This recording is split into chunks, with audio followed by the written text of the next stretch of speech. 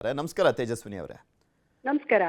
ಈ ಪ್ರಕರಣಗಳನ್ನು ನೋಡ್ತಾ ಇದ್ವಿ. 31,000ಕ್ಕೂ ಹೆಚ್ಚು ಪ್ರಕರಣ ಜಸ್ಟ್ ಒಂದು ವರ್ಷದಲ್ಲಿ ಬಾಲ್ಯ ವಿವಾಹ ಮತ್ತೆ ಬಾಲಾವಸ್ಥೆಯಲ್ಲೇ ಗರ್ಭಿಣಿಯರಾಗ್ತಾ ಇರುವಂಥದ್ದು. ಕೆಲವೊಂದು ಕಡೆ ಸಮಾಜನೇ ಸೋಲ್ತಾ ಇದೆಯಾ ಅಂತ ಪ್ರಶ್ನೆ ಕಾಡ್ತಾ ಇದೆ ಇದನ್ನೆಲ್ಲ ನೋಡ್ತಾ ಇದ್ರೆ. ಹೌದು, ಸಮಾಜನೂ ಜವಾಬ್ದಾರಿ, ನಾವು ಎಲ್ಲರೂ ಜವಾಬ್ದಾರಿ, ಭಾಗಿದಾರರು ಎಲ್ಲರೂ ಜವಾಬ್ದಾರಿ. ಡೆಫಿನೆಟ್ಲಿ ಸರ್ಕಾರನೂ ಕೂಡ ಇದಕ್ಕೆ ಜವಾಬ್ದಾರಿ. ಒಬ್ಬರನ್ನ ದೂಷಿಸೋಂಗಿಲ್ಲ. ನೀವಾಗ್ಲೇ ಮಾತಾಡ್ದಂಗೆ 2006ರಲ್ಲೇನೆ ಈ ಬಾಲ್ಯ ವಿವಾಹ ಕಾಯ್ದೆ ಕಾನೂನು ಬಂದಿದೆ. ಅಲ್ಲಿಂದ ಇಲ್ಲಿವರೆಗೂ ಜನರಿಗೆ ತಿಳುವಳಿಕೆ ಇದೆ, ಅವೇರ್ನೆಸ್ ಬಂದಿದೆ. ಸಾಕಷ್ಟು ಕೋಟ್ಯಾನ್ ಗಂಟ್ಲೆ ದುಡ್ಡನ್ನ ಅವೇರ್ನೆಸ್ಗೆ, ತಿಳುವಳಿಕೆ ಕಾರ್ಯಕ್ರಮಕ್ಕಂತ ಸರ್ಕಾರ ಡಿಪಾರ್ಟ್ಮೆಂಟ್ಗಳು ಈಗಾಗಲೇ ಖರ್ಚು ಮಾಡಾಗಿದೆ.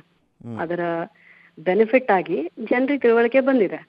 ನಮ್ಮ ರಿಪೋರ್ಟರ್ ಹೇಳ್ತಾ ಇದ್ರು ಆಗ್ಲೇ, ಮಧ್ಯರಾತ್ರಿ ಮುಹೂರ್ತ ತೆಗೆದು ಮದುವೆ ಮಾಡುವಂತಹ ಪರಿಸ್ಥಿತಿ ಈ ನಡುವೆ ಬಂದಾಗ್ಲೇನೆ ನಮ್ಗೆ ಅರ್ಥ ಆಗಿದ್ದು ಜನರಿಗೆ ತಿಳುವಳಿಕೆ ಇದೆ ಅಂತ.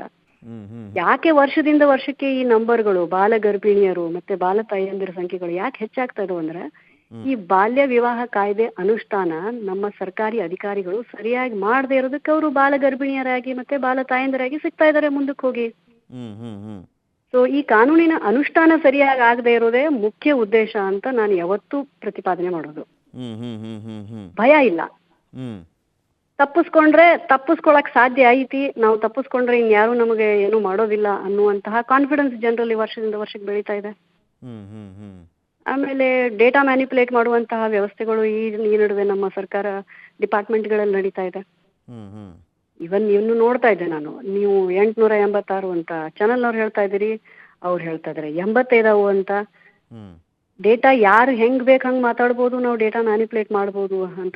ಅಲ್ಲ, ಈಗ ಆರೋಗ್ಯ ಇಲಾಖೆ ಅಂಕಿಅಂಶ ಪ್ರಕಾರ ನೋಡಿದ್ರೇನೆ ಒಂದು ವರ್ಷದಲ್ಲಿ 31,000ಕ್ಕೂ ಹೆಚ್ಚು ಪ್ರಕರಣಗಳಿದಾವೆ.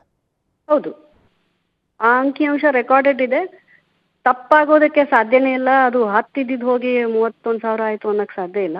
ಇದನ್ನೇ ನಾವು ರೆಫರೆನ್ಸ್ ಆಗಿ ನೋಡ್ಬೇಕು ಅಂದ್ರೆ, ಡೇಟಾ ಟ್ರಯಾಂಗ್ಯುಲೇಟ್ ಮಾಡಿ ನಾವು ಅರ್ಥ ಮಾಡ್ಕೊಳ್ಬೇಕು ಅಂತಾದ್ರೆ, ಹೋದ್ ವರ್ಷ ಎಷ್ಟಿತ್ತು ಹಂಗಂದ್ರೆ, ಹೋದ್ ವರ್ಷ ಬಾಗಲಕೋಟೆದು ಸಂಖ್ಯೆ ನೋಡಿದಾಗ ಅರೌಂಡ್ 700+ ಇದೆ, 750+ ಇದೆ.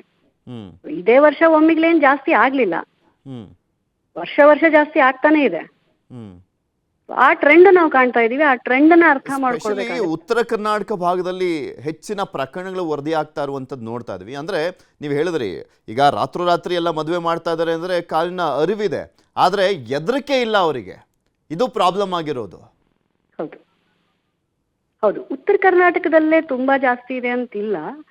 ಬಹುಶಃ ನನ್ಗನ್ಸೋ ಮಟ್ಟಿಗೆ ಈಗ ಲಾಸ್ಟ್ ಟೈಮ್ ನಾವು ಒಂದಿಷ್ಟು ತಿಂಗಳ ಹಿಂದೆ ನೋಡ್ತಾ ಇದ್ವಿ,